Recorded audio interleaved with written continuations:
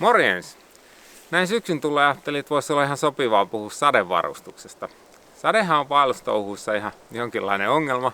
Itse asiassa se on tosi vaikea ongelma usein, jos sataa vähänkin reippaamia, ennen kaikkea pitkään. Ei pelkästään se taivalta valuva vesi ja sen kastelema luonto ei ole siinä ongelmana, vaan myös liikkuessa syntyvä hikoilu ja ylipäätään ilman kosteus, joka on sitten vähän niin kuin joka puolella aika vahvana. Ja tähän ongelmaan on monenlaisia ratkaisuja. Mikään ei ole täydellinen. Näin esittäen tässä nyt oma ratkaisuni. Voitte arvioida, että onko siinä mitään järkeä. Ratkaisu löytyy tästä pussista.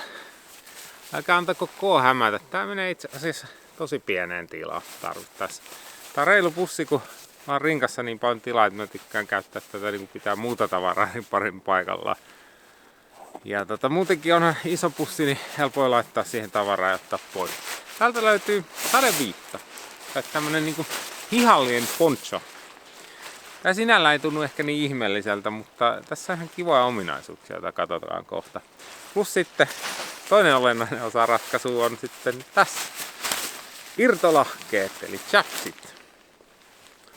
Nämä pystyy näppärästi vetämään jalkaa ja kengät jalassakin. Nopeeta. Mä oon tuunannut tähän vähän omanlaisen kiinnityksen.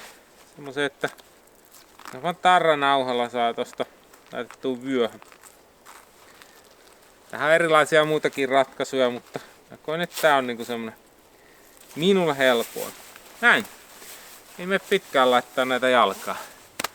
Tulee ihan lännenmies olo. Se on aina plussa. Mutta niin kuin näkyy, niin erona tavallisiin sadehousuihin, niin näissä on tää yläosa hengittävyys. Täältä ylhäältä pystyy myös ilma fuskaamaan niin kuin veke.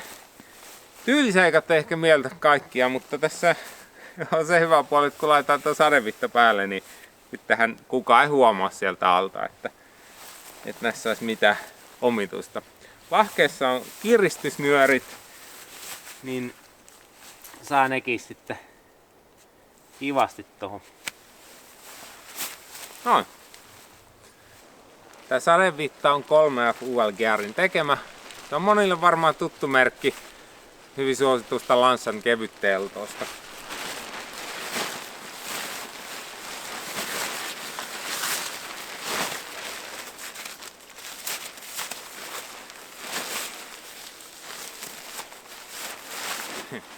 Se juju heittää se tonne rinkan yli kerralla kun laittaa päälle. Ja pienää harjoittelua tää sujuu varsin näppärästi. Näin. Tyylikästä kuin mikä. Tää huppu toimii paremmin, jos tänne on laittaa jonkinlainen lipalle ja hattu alle. Mutta toimii tää näinkin ihan siedettävästi. Sillä on vaan paremmin. Okei, minkä takia joku haluaisi pukeutua näin hassusti? No, aloitetaan vaikka sitä painosta. Noi irtolahkeet painaa 81 grammaa. Tää sadeviittakattotakki painaa 234 grammaa. Ja ton näyttäminen pussin kanssa näin yhteensä 322 grammaa. Se on tosi vähän. Ja sen lisäksi, koska nämä tulee tuohon rinkan päälle, on mahdollista selvitä ilman rinkasadesuojaa. Et se saattaa olla monissa tapauksissa ehkä jotain 100 grammaa, niin sekin on niin tavallaan siitä painosta pois, jos se jättää sitten kotiin. Eli tää on kevyt ratkaisu. Sen lisäksi tää on aika halpa ratkaisu. Muistaakseni maksoin tästä sadeviitasta noin 25 € ja sadelahkeesta noin 15 €. Verrattuna jokin high-tech Gore-Tex takkiin, niin hyvin edullinen ratkaisu. Ja jos tähän tulee vaikka reikiä, mikä on ihan mahdollista, tökkää johonkin risuun ja muuta, niin tää on hyvin halpa korjata. Se ei vaadi kuin silikoonia ja nailon kangasta. Että sen saa niin sanotusti bondattua sillä silikoonia ja sitten se paikan tähän. Materiaali ei itsessään hengitä mitenkään hyvin, mutta tässä tietenkin jujuna on se ilmanvaihtuvuus. Että tää takki on irti selän puolta kehosta tuolla kaukana rinkan päällä. Alta ilman kyllä pääsee hyvin vaihtuu. Edestäkin tää on hyvin tämmöinen väliä. Tässä kun on nämä hihat, ja on myös semmosia malleja, joissa ei ole hihoja, jos joku haluaa semmosen, niin nää tuppaa vähän hiostaa enemmän käsivarsia.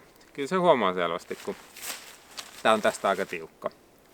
Mutta on mahdollista myös ottaa kädet täältä hihosta pois ja liikkuu tällä tavoin, että noin hihat vaan roikkuu tuolla tyhjinä ulkona.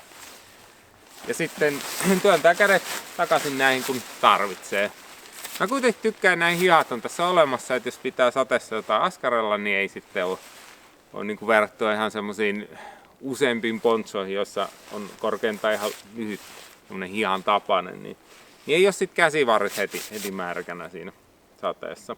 Jos ajattelee sitten näitä huonoja puolia, niin se on tietysti se, että tähän voi jäädä kiinni risuihin. Samoin on kova tuuli jossain tuntureilla, niin lepattaa. Ja siihen on tässä ihan vakiona tämmönen mukava ainakin osittainen ratkaisu. Ei tässä on vyö. Tätä saa tuunattua tiukemmaksi. Tää tietenkin inasen vie sitä hengittävyyttä pois, mutta ei pahasti. Ja tää saa aika kompaktiksi. Enemmän niin muistaa tuosta pitkää normaalia sadetakkia.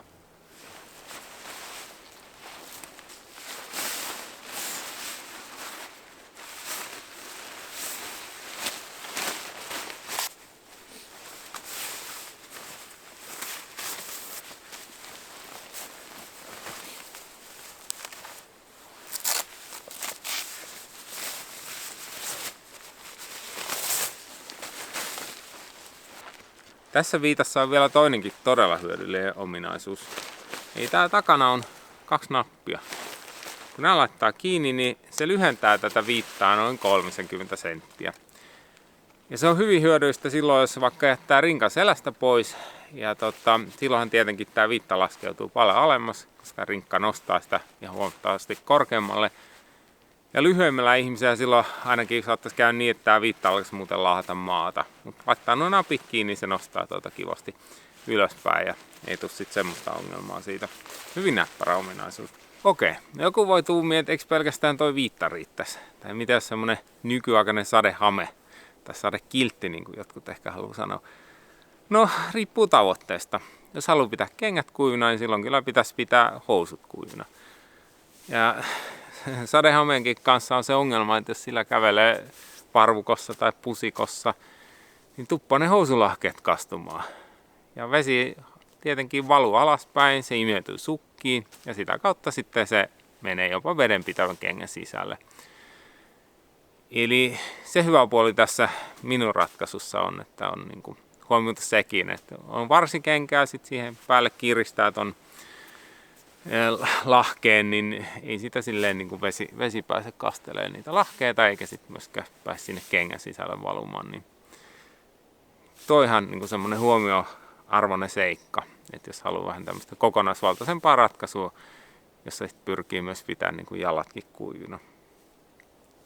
Okei, tämmöistä tällä kertaa. Simppeliä ja varsin tehokasta.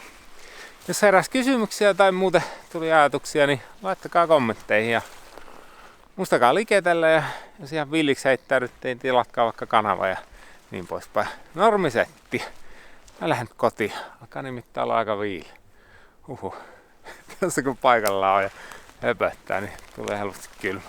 Okei, moi!